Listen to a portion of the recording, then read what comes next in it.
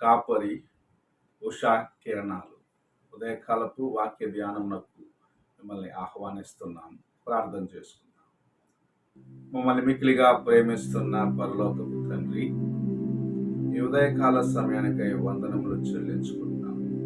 నీ కృపను బట్టి మరి యొక్క దినం మాకు అనుగ్రహించిన దేవా, నీ కృపను జ్ఞాపకం చేసుకుంటుండగా నీవు నాతోనూ మాతోనూ మాట్లాడమని యేసు పరిశుద్ధ నామమున అడిగి వేడుకొనుచున్నాము పరమ తండ్రి, ఆమేన్. ఈ ఉదయకాలపు వాక్య భాగం మత్తయి సువార్త 17వ అధ్యాయము 5వ వచనంను చదువుకుందాం. అతడు ఇంకనూ మాట్లాడుచుండగా, ఇదిగో ప్రకాశమైన యొక్క మేఘము వారిని కమ్ముకొనెను. ఇదిగో ఈయన నా ప్రియ కుమారుడు, ఈయన యందు నేను ఆనందించుచున్నాను, ఈయన మాట వినుడని ఒక శబ్దము ఆ మేఘములో నుండి పుట్టెను.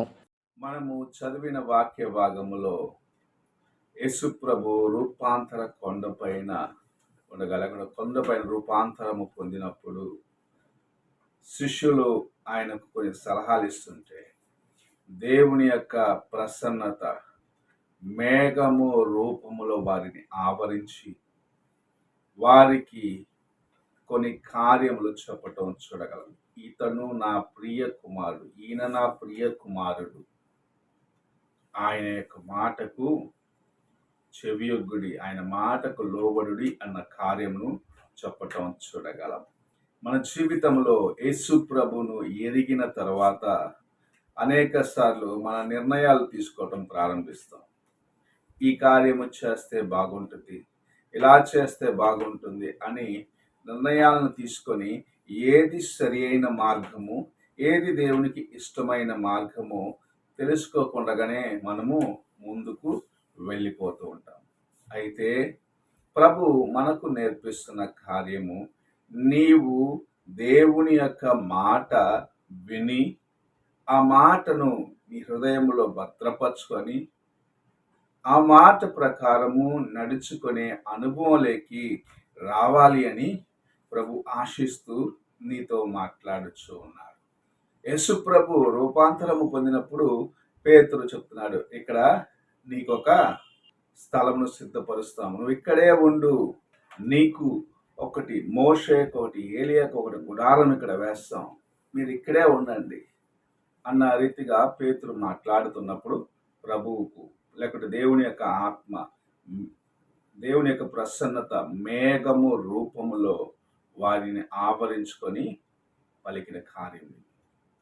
ఈ ఉదయకాలమున దేవుని యొక్క వాక్యం, దేవుని యొక్క కార్యములు నీవు తెలుసుకోవాలి అని ఆశించినట్లయితే నీవు మొదటిగా ఆయన మాటకు లోబడటానికి నేర్చుకో.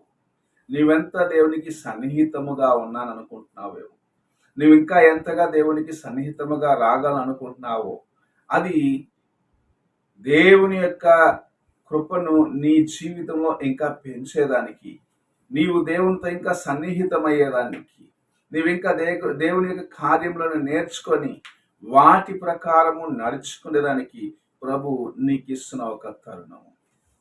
ఇక్కడ యేసు ప్రభుతో పేతురు చెప్పేటప్పుడు ప్రభు ఆయన యొక్క తలంపులు చెప్పలేదు, కానీ దేవుని యొక్క ఆత్మ వారి మధ్యలో మేఘము రూపంలో దిగి వచ్చి చెప్పిన కార్యములు మనము ఈయన నా ప్రియ కుమారుడు.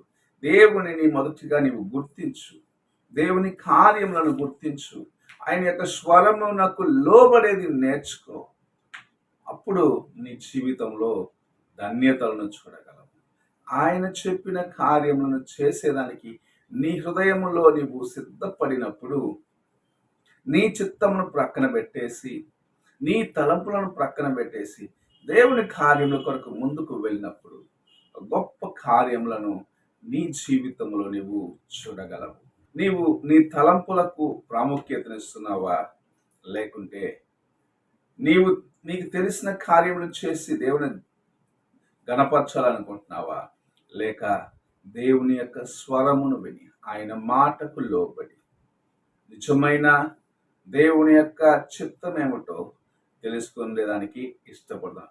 నీ సొంత నిర్ణయాలు తీసుకొని చివరికి అవి చేజారిపోయిన తర్వాత తప్పు చేశాను, పొరపాటు చేశానని వేదన పడేదానికన్నా దేవుని యొక్క చిత్తము, దేవుని యొక్క మాటను గ్రహించుకున్నట్లయితే నీవు ధన్యుడవు. అనేకులు మొదటిగా తమ నిర్ణయం తీసుకుంటారు, ఇది దేవుని చిత్తమని కూడా చెప్తారు.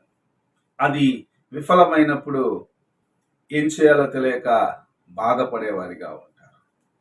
అయితే ఎవరైతే నిజముగా దేవుని యొక్క స్వరమును విని దేవుని యొక్క కార్యములను చూస్తారో ఆయన ప్రసన్నతను అనుభవిస్తారు, ఆయన తేజస్సును చూడగలరు, ఆయన యొక్క సమాధానమును చూడగలరు, ఆయన యొక్క విడుదలను చూడగలరని దేవుని యొక్క వాక్యము సెలవిస్తుంది. ఈ ఉదయ కాలమున నీవు దేవుని యొక్క స్వరము, దేవుని యొక్క మాటకు చెవియొగ్గి లోబడి ఆయన మాట ప్రకారము నడుచుకొని గొప్ప కృపను సంపాదించుకోవాలని ప్రభు ఆశిస్తూ నీతో మాట్లాడుతూ ఉన్నారు. నీవు నీ తలంపులను ప్రక్కన పెట్టి, నీ ఆలోచనను ప్రక్కన పెట్టి ఆయన మాటకు లోబడేదానికి, ఆ దినం శిష్యులు ఎలాగైతే దేవునితో ఉన్నవారు దేవుని మాటకు లోబడేదానికి తమ తాము అర్పించుకున్నారో అలాగూ నీవు చేసినట్లయితే గొప్ప కార్యములను, ధన్యతలను జీవితంలో చూడగలవు. ఉదయ కాలమున నీవు అలాగున్నావేమో అని నీవు పరీక్షించుకో. దేవునికి విధేయుడిగా ఉంటూ ప్రార్థన చేసుకున్నాం. మహోన్నతుడు అయిన గొప్ప దేవ, ఈ ఉదయ కాల సమయానికై వందనములు, నీ మాట కొరకు వందనాలు చెల్లించుకుంటున్నాను. నీ స్వరమును విని నీకు లోబడి మా జీవితంలో మేము నైనా తీసుకోవాల్సిన నిర్ణయాలను దేవా సరిగా తీసుకునే కృపను మాకు అనుగ్రహించి నడిపించమని, మేము బలహీనముగా ఉన్న ప్రతి కార్యములో నుండి, మా సొంత తలంపుల ద్వారాగా తెచ్చుకున్న నష్టంలో నుండి బయటకు రావాలంటే ఒకే మార్గము నీ స్వరము వినటము, నీ యొక్క మాటకు చెవియొగ్గటం అని మేము గ్రహించుకొని అలనాడు రూపాంతరపు కొండపైన నీ శిష్యులకు నీవు ఇచ్చిన ఆ ప్రత్యక్షతలను మా జీవితంలో కలిగి ఉండేదానికి సహాయము చేయమని యేసు పరిశుద్ధ నామమున అడిగి వేడుకుంటున్నాను పరమ తండ్రి, ఆమేన్. తండ్రి అయిన దేవుని ప్రేమ, కుమారుడైన క్రీస్తు కృప, ఆదరణకర్త అయిన పరిశుద్ధాత్మక సహవాసము ఇప్పుడు ఎల్లప్పుడూ తోడై ఉండి సదాకాలము నడిపించునుగాక. ఆమేన్.